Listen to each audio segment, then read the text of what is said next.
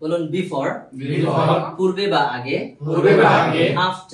After পরে, without ছাড়া বা না, ফর জন্য। এই চারটা শব্দ বললাম। এই চারটা শব্দের পর ভার্ব আসলে ভার্বের সাথে আমরা আইএনজি বসিয়ে দিব। কি বসাবো? আর যদি ভার্ব না আসে তাহলে আইএনজি বসানো দরকার নাই। যেমন আমি বললাম ইংরেজি শেখার পূর্বে। কি বললাম? ইংরেজি শেখার পূর্বে। তাহলে বলেন before learning English. তাহলে যদি বলি ইংরেজি শেখার পরে, after learning English. ইংরেজি শেখার পরে, after learning English. এখন বললাম ইংরেজি না শিখে, তাহলে বলবো without learning English. কি বলবো? without learning English. এবার বললাম ইংরেজি শেখার জন্য, for learning English. তাহলে কি বলবো?